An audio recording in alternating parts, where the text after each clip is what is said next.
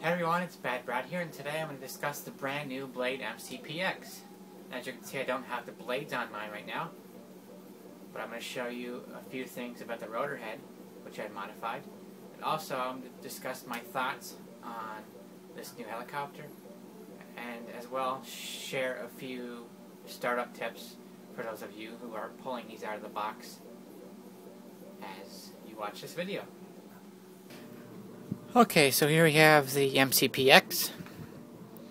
Now, a few programming tips. First of all, pretty much everything you need to know is in the manual as far as setting up your DX6i or DX7 or DX8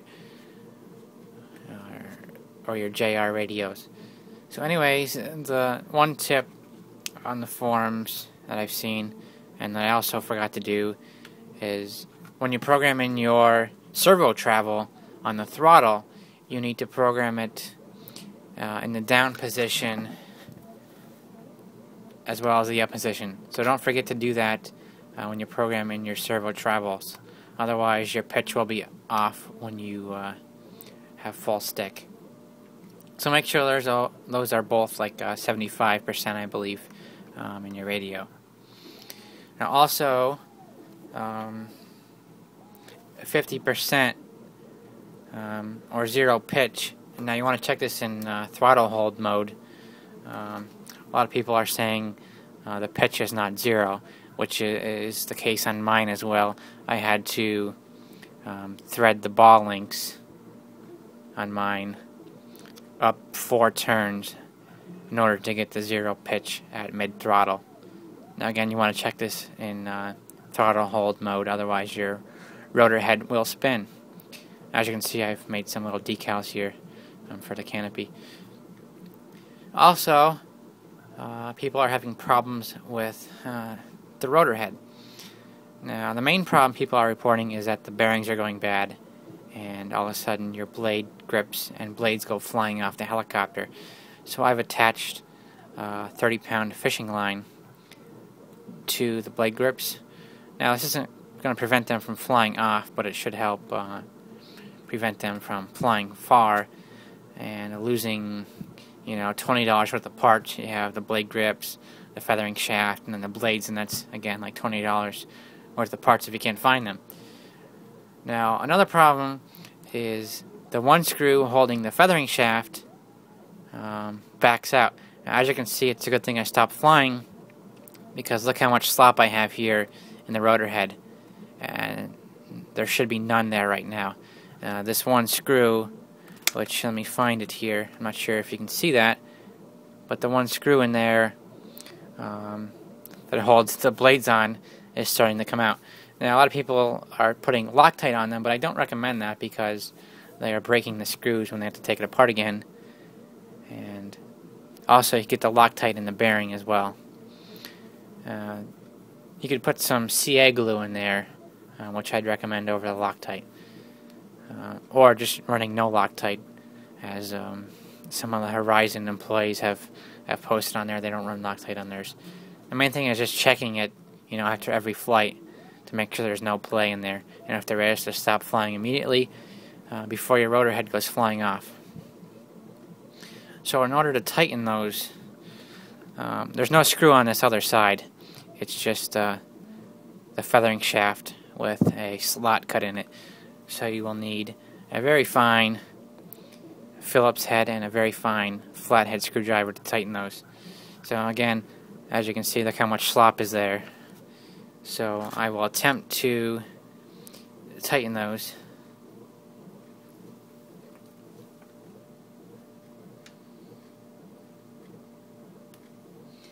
Now this is very difficult, so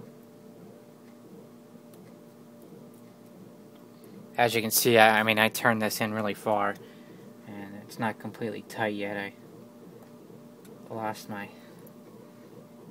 think the easiest thing is to hold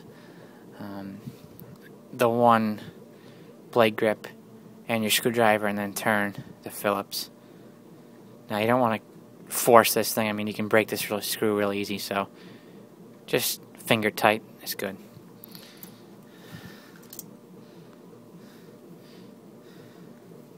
Sure why my camera's not. Okay. Now, as you can see, there's really virtually no slop there, just a hair, and that's it. And you can go ahead and put your blades back on.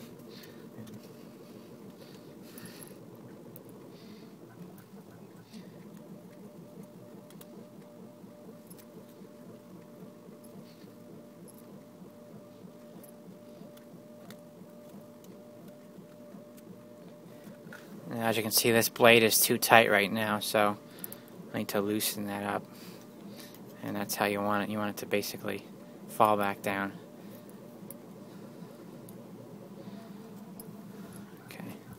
Okay, both the blades are good. Another thing is this white main gear is only pressed onto the carbon tube, and in a crash it pulls away from the main shaft, leaving slop in the rotor head, so your entire rotor head assembly will move up and down, and that obviously changes the pitch in your rotor head when you're flying, so that's not good. So every time you crash, and then basically every time you fly, you want to take the rotor head and pinch this gear all the way onto the shaft so there's no play. And also there is a little flat,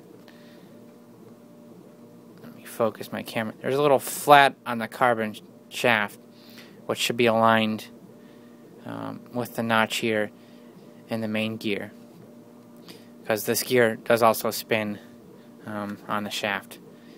It's not critical, but you should check that and adjust it if you need to. Okay, so for my final thoughts on this, I've flown it probably around 20 times now. It flies really well. The only complaints I have about it so far is the pyro rate is a little bit slow, but it's manageable. And also, the tail does blow out in hard collective moves, and even more so, you know, after 2 minutes or so of flight time, when the battery starts to diminish, it blows out more. I mean, this little thing is really fast as well. It flies nicely upside down, right side up. Again, it's difficult to do stall turns because of the slow tail, but anyways, you can still do them. It's just difficult. And also, it flies really well in the wind. I've noticed that. One thing is that the tail, you know, does lose authority in strong winds as well, so it will blow out the tail in stronger winds. Also, I've crashed this thing more times than I can count. I've crashed it really hard onto a gym floor several times, and nothing broke other than the little lead weight on the bullet blades, which I have in the box, which is a minor issue. I can repair that by cutting those bullets off the blades and making them basically regular blades. I haven't really broken anything other than that. I have a little crack here in the canopy, which isn't an issue. Also, I've had to add some tape to this vertical stabilizer because it bent on me in a crash and came over into the tail rotor and stopped that from spinning. And also, if you do punch it really hard, sometimes the tail will continue to spin and crash to the ground. I've read in the forums this is a common problem as well. I believe there's a electronic motor cut out when it exceeds the power, or it gets too warm. I'm not sure which it is, but anyways, that's really the only